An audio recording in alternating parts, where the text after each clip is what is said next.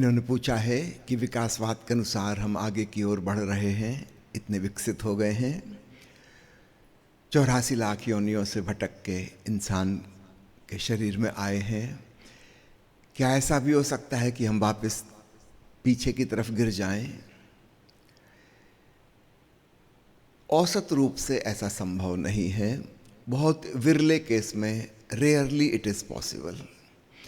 ऐसा समझें, कोई बच्चे स्कूल में पढ़ रहे हैं, जो 5वीं कक्षा पास हो गया, 6वीं में पहुंच गया, हो सकता है वो 6वीं में फेल होता रहे 2 साल 3 साल, लेकिन वापस 5वीं में नहीं जा सकता। उतना तो पास होके वो आ चुका है, उतनी योग्यता तो उसमें है। तो रिवर्स गियर में ज़िंदगी की गाड़ी सामान्यतः नहीं जाती। तो ये तो औसत नियम हो गया।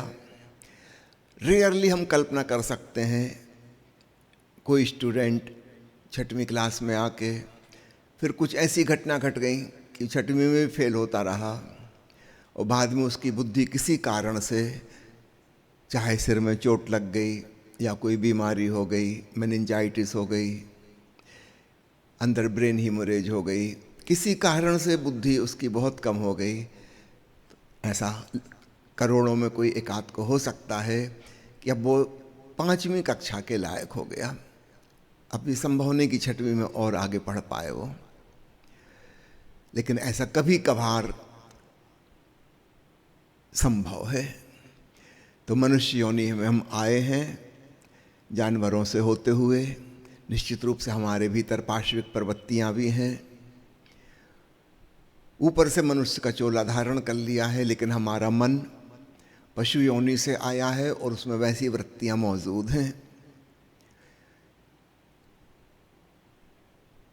अब हमें स्वतंत्रता मिली है, शरीर का विकास तो बंद हो गया। लाखों साल हो गए, मनुष्य जैसा है पृथ्वी पर वैसा ही है। तो डार्विन के इवोल्यूशन की थ्योरी अन्य सब प्रमाण जुटाती है कि धीरे धीरे धीरे कैसे विकास हुआ और मनुष्य तक आए। लेकिन एक बात का विश्लेषण और व्याख्या वह नहीं कर पाती कि लाखों साल हो गए मनुष्य को आए, फिर आगे मनुष्य के शरीर में और विकास क्यों नहीं हुआ? कोई सुपर ह्यूमन बीइंग, कोई महामानव पैदा होते, ऐसा तो नहीं हो रहा। इसका कारण है प्रकृति हमको यहाँ तक विकसित करके ले आई कि अब हमें स्वतंत्रता दी जा सकती है।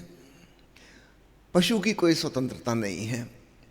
पशु शब्द का मतलब ही होता है जो पाश में बंधा है, बंधन में है, उसकी कोई स्वतंत्रता नहीं। इसलिए कुत्ते को हम ब्लेम नहीं कर सकते कि तू कैसा कुत्ता है। कुत्ता बस कुत्ता ही होता है, जैसा प्रकृति ने बनाया वैसा है, उससे भिन्न होने की कोई संभावना नहीं है। गाय गाय है, कोयल कोयल है, कौआ कौआ है। न किसी की कोई क्रेडिट है, न किसी पे कोई ब्लेम है। क्रेडिट और ब्लेम तो स्वतंत्रता के संग आते हैं। मनुष्य एक अद्भुत स्थिति में पहुंच गया, उसके पास बुद्धि विकसित हो गई, उसके पास अनुमान करने की क्षमता है। याद रखिएगा, पशु पंक्षियों में अनुमान करने की क्षमता नहीं है। वो भविष्य की कल्पना नहीं कर सकते। हाँ, अतीत की स्मृतियां हैं उनके भीतर, लेकिन भविष्य का अनुमान नहीं लगा सकते। मनुष्य के मस्तिष्क में एक स्पेशल हिस्सा डेवलप हुआ है, हम भविष्य का विचार कर सकते हैं। अधिकांश लोग नेगेटिव कल्पनाएं करते हैं और उनके जीवन में फिर नेगेटिव ही घटित होता है, क्योंकि वो वैसी ही कल्पना करते हैं। कुछ लोग हैं जो पॉजिटिव कल्पना करते हैं, इसलिए सृजनात्मक लोगों की गिनती 4-5% से ज़्यादा नहीं है।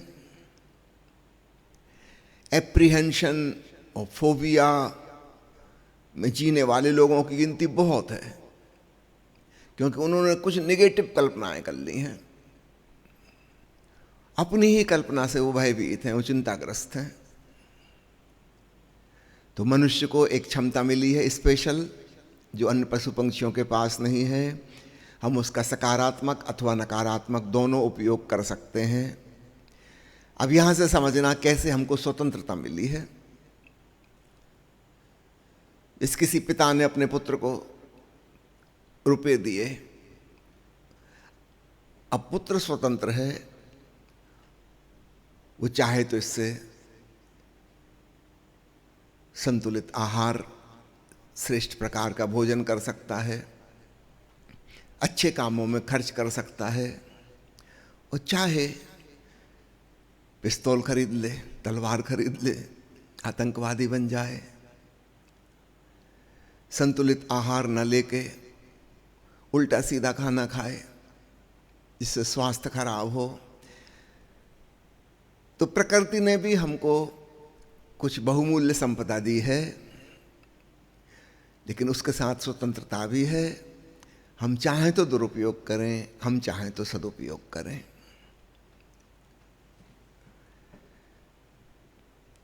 ओशो के प्रवचन में एक बहुत प्यारी कहानी आती है, वह आपसे कहूं।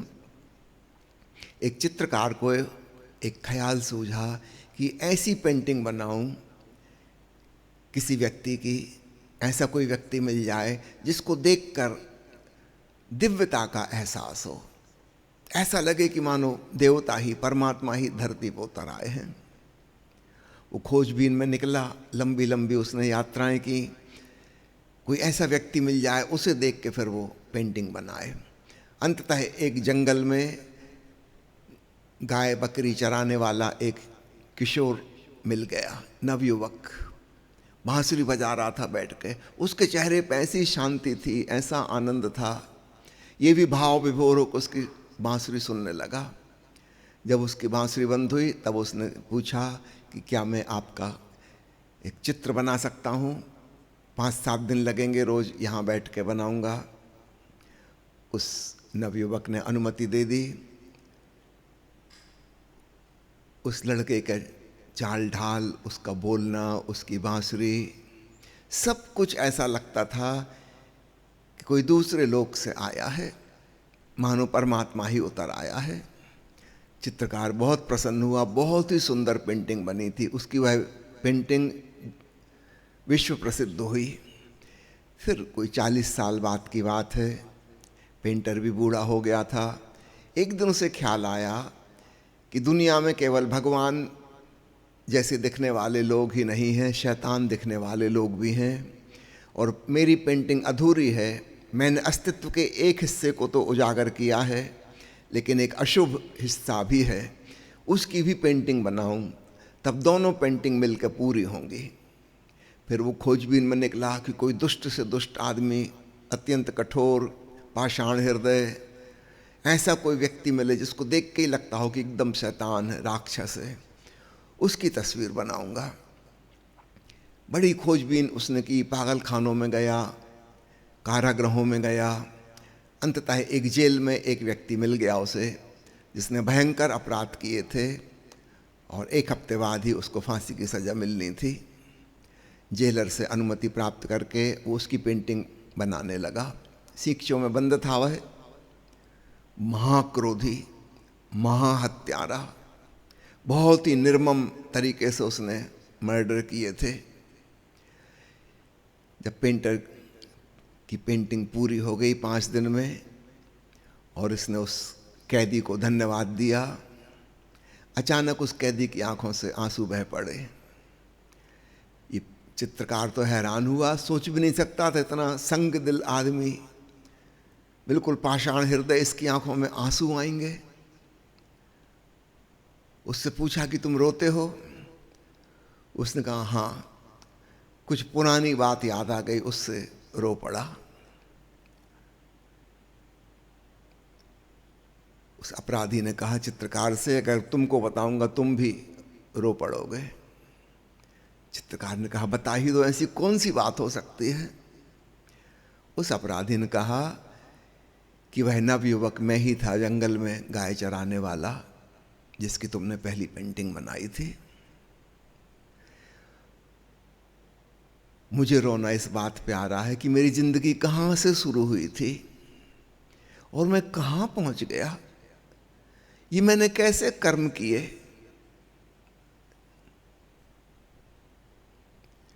ये कहानी सुना के ओशो कहते हैं कि मनुष्य स्वतंत्र है।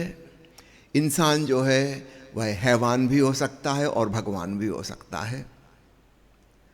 ये स्वतंत्रता हमें मिली है। और डार्विन के विकासवाद को अब समझना कि वह मनुष्य पे आके क्यों समाप्त हो गया, हमारे शरीर में और नए नए विकास क्यों नहीं हो रहे। प्रकृति हमें उस जगह ले आई जहाँ हम स्वतंत्र हैं और हम खुद चाहें तो आध्यात्मिक विकास कर सकते हैं, अथवा चाहें तो इसी योनि में लंबे समय के लिए अटके रह सकते हैं। आवागमन चलता रहेगा। हम 6वीं क्लास में, फिर 6वीं, फिर 6वीं, हर साल पढ़ते रहो 6वीं, अंतहीन। लेकिन बहुत रेयरली ऐसा संभव है, करोड़ों करोड़ों में कभी एक आध बार, कि किसी को वापस पिछली योनि में भेजा जाए। मनुष्य ऐसे कर्म भी कर सकता है। स्वतंत्रता के साथ जिम्मेवारी आती है। जो परतंत्र है उसकी कोई जिम्मेवारी नहीं, पशु की कोई जिम्मेवारी नहीं है, वो पाश में है, बंधन में है। हमारी जिम्मेवारी है, हम एक बेहतर इंसान भी बन सकते हैं, हम मनुष्यता से नीचे भी गिर सकते हैं कि आदमियत ही ना बचे, इंसानियत ही ना बचे, ये भी संभव है। हम स्वतंत्र हैं और स्वतंत्रता के साथ बहुत बड़ी जिम्मेवारी है कि हम आगे को बढ़ें, इस एवोल्यूशन में और आगे बढ़ें। अब शरीर का विकास तो नहीं होगा, किंतु मन का, हृदय का, चेतना का विकास हो सकता है। मन का विकास होगा, हम सत्यम शिवम सुंदरम से ओतप्रोत विचारों में मगन हो, हमारे जीवन से अशुभ, असत्य, असुंदर छूटे। वो मौजूद है, लेकिन हम ख्याल करेंगे तो वो छूटने लगेगा और बेहतर विचार श्रृंखला का विकास होगा। फिर हमारे हृदय में दुर्भावनाएं हैं, हम अतीत से जहाँ से आए हैं वहाँ वो सब चीज़ें नॉर्मल थी। क्रोध करना, हिंसा करना, दूसरे को दुख पहुँचाना, दूसरे के प्राण ले लेना, एक पशु के लिए यह सामान्य बात थी, लेकिन अब हमारे लिए यह सामान्य बात नहीं है। अब इसके जिम्मेवार हम होंगे। इन कर्मों का फल हमें भुगतना होगा। हमारे भीतर प्रेम भी है, दया भी है, क्षमाशीलता भी है, करुणा भी है, मित्रता की भावना भी है। हमारे भीतर सद्भावनाएं हैं, हम उनको भी जगा सकते हैं। बीज रूप में सब कुछ मौजूद है, हम किस बीज में खाद पानी डालेंगे वो पौधा विकसित हो जाएगा। जिस बीज में हम खाद पानी नहीं डालेंगे वो पड़ा रह जाएगा। तो हमारे पास दोनों चीजें हैं। संभावना, बीज का मतलब होता है संभावना, पोटेंशियलिटी। अभी एक्चुअलिटी नहीं है, पर कौन सी चीज एक्चुअल होगी वो हम पे निर्भर है। हम चाहें तो अपने जीवन को हम नरक बना सकते हैं और हम चाहें तो स्वर्ग से भी बेहतर बना सकते हैं। यही जीवन दिव्य और भागवत जीवन हो सकता है, और यही जीवन बहुत अपराधी का, नार की यातना वाला जीवन हो सकता है, जो खुद को भी दुख दे रहा है, दूसरों को भी दुख दे रहा है। और यही बहुत शांति और आनंद का जीवन भी हो सकता है। हम पर निर्भर है, और कोई हमको ऊपर से निर्देश देने वाला नहीं है। यही मनुष्य का सौभाग्य है और यही उसका दुर्भाग्य है। कोई हमें निर्देश देने वाला नहीं है।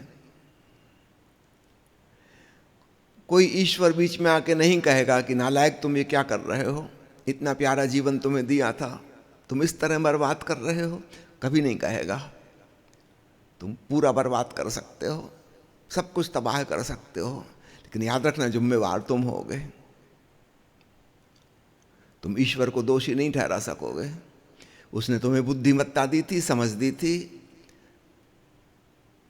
तुम चाहते तो अपनी दूसरी संभावना को साकार कर सकते थे। श्रीमद् भागवत गीता का 16वां अध्याय बड़ा महत्वपूर्ण है। पढ़ना, चिंतन मनन करना। भगवान कृष्ण उसमें कहते हैं कि हे अर्जुन, मनुष्य के पास 2 प्रकार की संपदाएं हैं, एक आसुरी संपदा और एक देवी संपदा। 2 प्रकार के धन हमको दिए हैं प्रकृति ने, एक शुभ और पुण्य की क्षमता और एक अशुभ और पाप की क्षमता। ये हमारी संपदाएं हैं। धन का मतलब होता है जिससे हम कुछ खरीद सकें, इसलिए इनको संपदा कहा गया है। अगर हम अपनी आसुरी प्रवृत्तियों का उपयोग करेंगे, इस धन को हम खर्च करेंगे, इसके बदले में हमें नरक मिलेगा। याद रखना, कोई मरने के बाद मिलता है ऐसा नहीं, जीते जी हम नारकीय जीवन जिएंगे। और अगर हम अपनी दैवी संपदा, इस धन का उपयोग करेंगे तो हमारे जीवन में सद्विचार, सद्भावनाएं, पुण्य का अंबार लग जाएगा।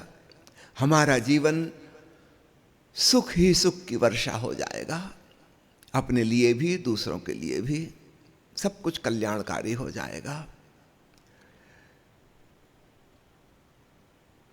बड़ी महत्वपूर्ण बात भगवान कृष्ण ने कही कि परमात्मा ने 2 प्रकार की संपदाएं दी हैं, प्रत्येक व्यक्ति को दी हैं। तुम किसका उपयोग करते हो तुम पे निर्भर है। स्वतंत्रता भी दी है। तुम चाहो तो पर्वत शिखर पर चढ़ जाओ और तुम चाहो तो नीचे खाइयों में, अंधेरी खाइयों में उतर जाओ। सब कुछ मौजूद है। इसलिए हमारी बहुत बड़ी जिम्मेवारी बनती है, हम एक एक कदम फूंक कर चलें।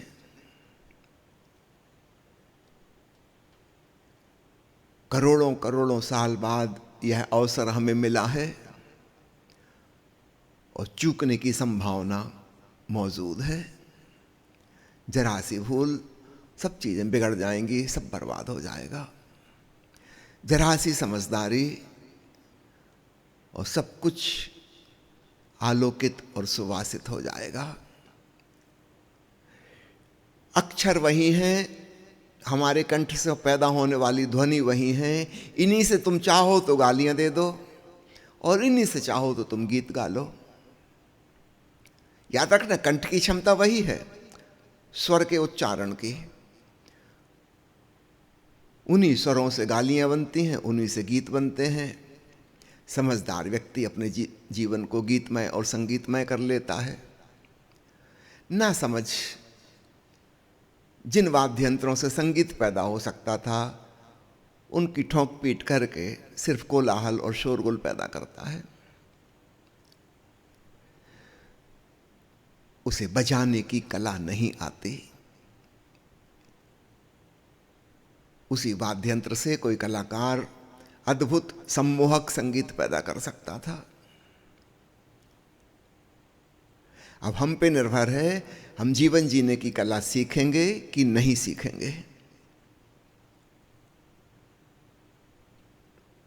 तो बहुत बड़ा उत्तरदायित्व, रिस्पॉन्सिबिलिटी है। खूब सावधान रहिए। जहां आपको समझ में आ जाए कि कुछ भूल चूक हो गई, हमने गलत कदम उठा लिए, तुरंत वापस अपने कदम उठाइए। जहां आपको लगे कि हमने गलत दिशा में आगे बढ़ गए, तुरंत पीछे लौटिए और सही दिशा पकड़िए। ठीक है, भूल चूक होना स्वाभाविक है, उसको बहुत गंभीरता से मत लेना, नहीं तो सिर पे वह बोझ हो जाएगा, गिल्ट फीलिंग का, अपराध बोध का। भूल चूक होना स्वाभाविक था, लेकिन जो हुआ, जैसे ही हमें समझ में आया, हम तुरंत वहां से विड्रा कर लें।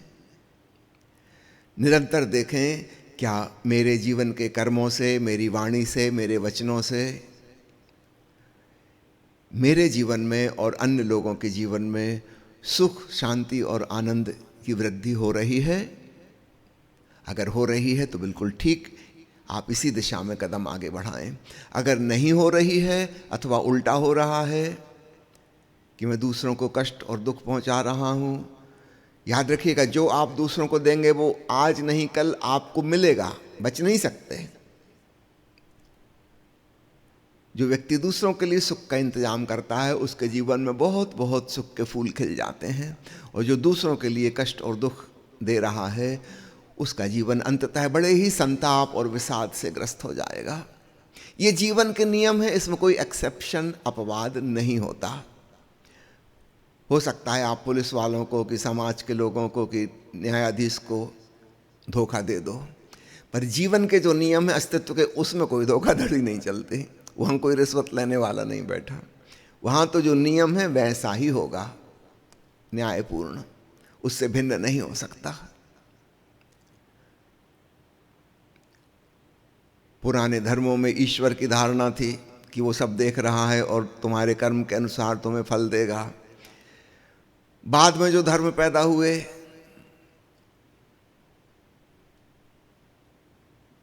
बुद्ध, महावीर, पतंजलि, इन्होंने ईश्वर को भी हटा दिया, क्योंकि ईश्वर ऐसा लगता था कोई न्यायाधीश है, तो फिर लगता है कि हम प्रार्थना कर लेंगे, खुशामद कर लेंगे, स्तुति गा देंगे, प्रसाद चढ़ा देंगे, भोग लगा देंगे, भगवान को मना लेंगे। बुद्ध महावीर ने कहा ऐसा कोई ईश्वर नहीं है। जीवन नियम से चल रहा है, कोई व्यक्ति नहीं है। समष्टिगत नियम, एग्जिस्टेंशियल लॉ। बुद्ध कहते हैं एस धम्मो सनातनो, यह सनातन धम्म है, यही सनातन नियम है।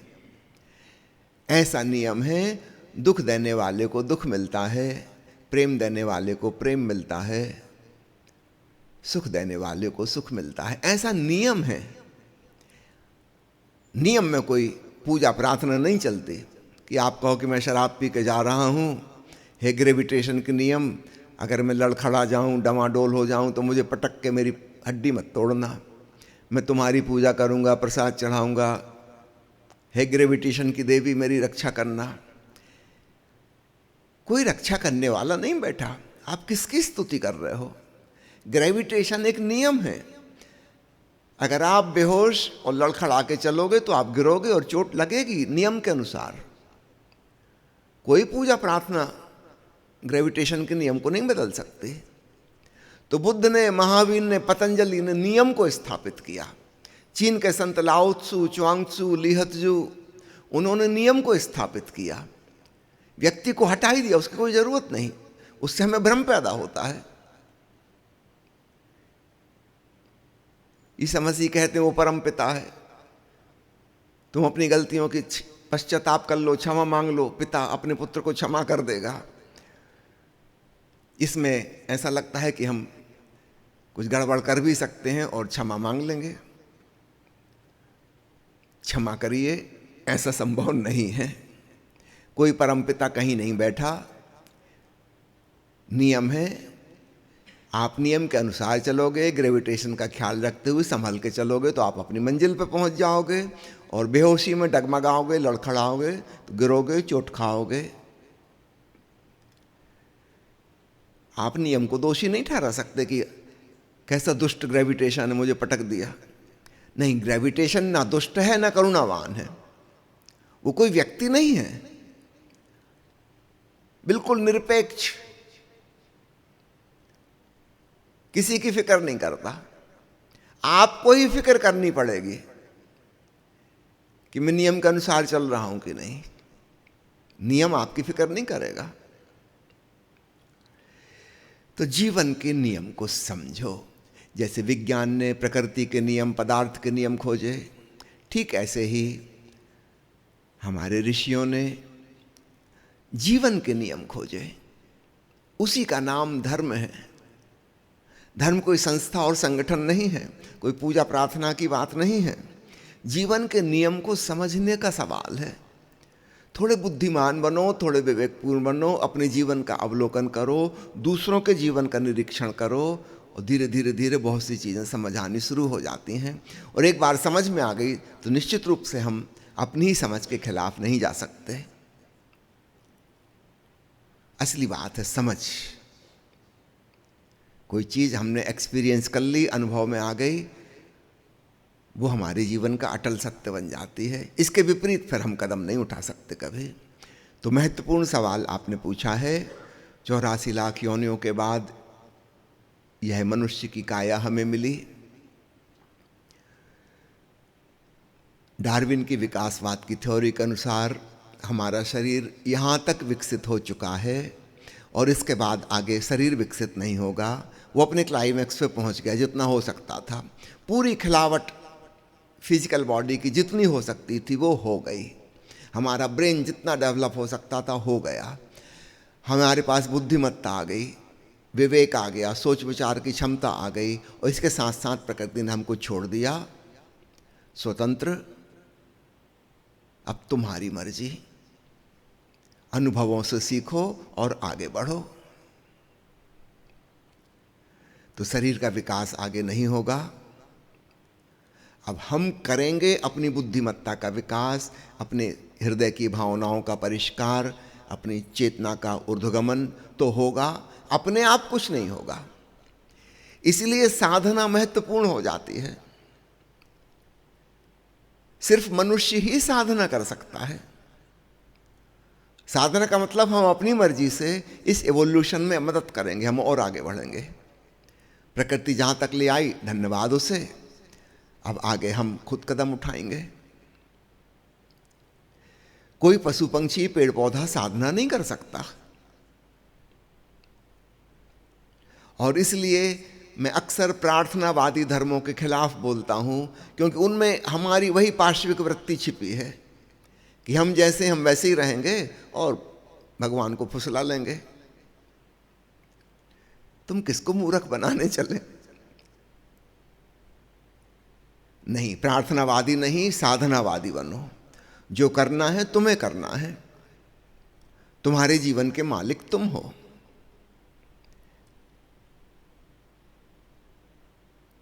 यह समझ हमें एक बहुत अच्छे स्पेस में लाके खड़ी कर देती है, जहां हमें रिस्पॉन्सिबिलिटी और फ्रीडम दोनों का एहसास होता है और हम एक जिम्मेवार व्यक्ति बनते हैं कि हमारे जीवन में ऐसा कुछ ना हो जहां कहीं भी कोई अशांति, कोई कलह, कोई उपद्रव, कोई दुख, कोई संताप, कोई विषाद पैदा हो। हम सावधान होकर जीते हैं और तब हमारा जीवन दैवी संपदा से ओतप्रोत होता चला जाता है।